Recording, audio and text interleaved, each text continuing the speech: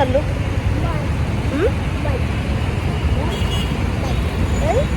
काय कर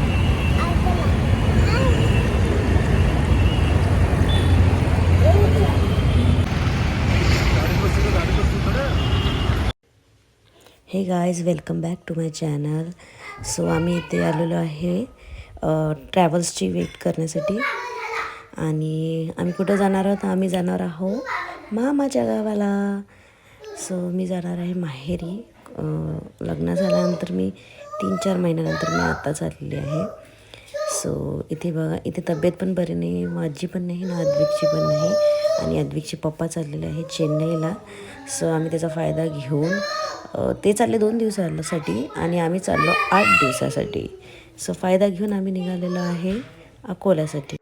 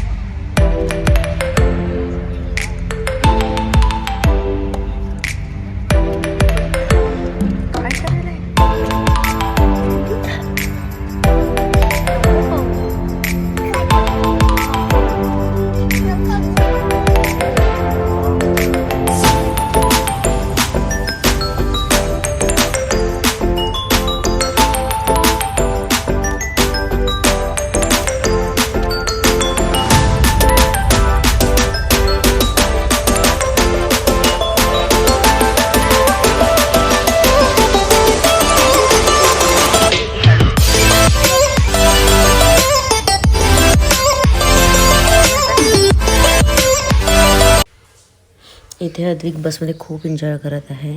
आणि यावेळेस मला बसमध्ये वॉमिटिंग पण झालेली आहे. आणि सकाळी सकाळी पोहोचलो आम्ही अकोल्याला आणि निखिल आम्हाला घ्यायला आला होता. सो आम्ही इकडे चाललो आहे. आणि अद्विक खूप खुश होता. त्याला अजूनही आठवण राहते. 5 महिने असो, 6 महिने असो, कितीही गॅप पडला तरी अद्विक कोणालाही विसरत नाही. तो सगळ्यांकडे जातो. आणि इकडे आम्ही केलेलं आहे एंटर घरात. आणि बघूनच खूप मस्त वाटलेलं आहे. त्यानंतर आम्ही इव्हिनिंगला आलो आहे आजीकडे. इथे आदित्य आणि सगळेजण खूप मस्त्या करायला अद्विकला घेऊन. अद्विकनं तर भरपूर मस्त्या केलेल्या आहे. आणि अद्विक शांतते सगळ्यांची सुरुवातला खेळला आणि नंतर जे मस्तीला आला आहे. आणि सगळ्यात जास्त परेशान केलं त्यांनी श्रद्धाला. श्रद्धाचे केस पण त्यांनी ओढले. नंतर तिने दाखवलेलं आहे की काय हाल केलेला आहे त्यांनी तिचा.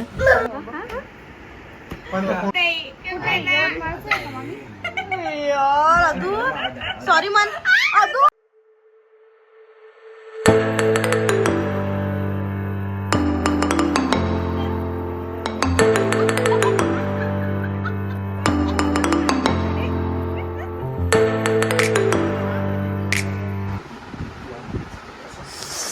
अद्विक, काय केलं तू?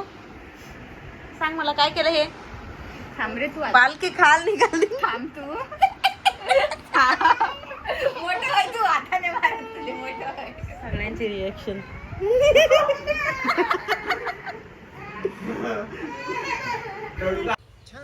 इथे अद्विक थोडासा उदास झालेला आहे कारण की आज फर्स्ट डे आहे आणि त्याला त्याच्या पप्पाची खूप आठवण येते. सो तो घरात यायलाच तयार नाही. मम्मा घरी चल, घरी चल, असाच हट्ट चालू आहे त्याचा. सो इकडे सगळे चिडवत आहे त्याला की नाही आता जायचं नाही, इथंच थांबावं लागणार आहे. सो तो दारातच बसून राहिला. त्याला वाटलं की मला घरातच नेणार आणि मला जाऊ देणार नाही. नंतर नेक्स्ट डे आलेली आहे यानू आल्या आल्या अद्विकची इतकी खुशी गगनात मावेन असे झालेली आहे. आणि इथे त्यांचं स्टोरी टेलिंग चालू आहे. अनु स्टोरी सांगत आहे त्याला. चिवताई बोलली थांब माझ्या बाहेर आंघोळ घालू दे. उडाला पुन्हा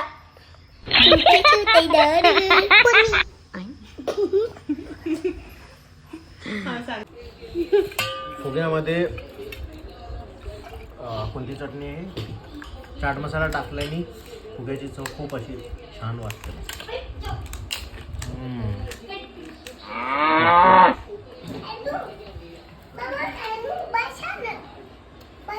तुझं काय रिव्ह्यू आहे? चांगली लागून राहिली पण कांद्याची थोडीशी कमी आहे. आणि कांदा कापणं जीवावर राहिला आता. आता संपलं कांदा. झाला आता कांदा कापायच्या आधीच संपलंय. चाट मसाला टाकून द्यायचा असा. इथे तर काही बोलण्याची शक्यताच नाहीये. कॉन्सन्ट्रेट फक्त पाणीपुरीवरच आहे. पाणीपुरी खायचं असेल तर पाणी नाही संपव, पुरी पण नाही संपव. जेवण नाही केलं सगळ्यांची भांडाभांडी चालू आहे. असं वाटतं फुटीन आणि माझ्या कॅमेऱ्यावरच पडेन.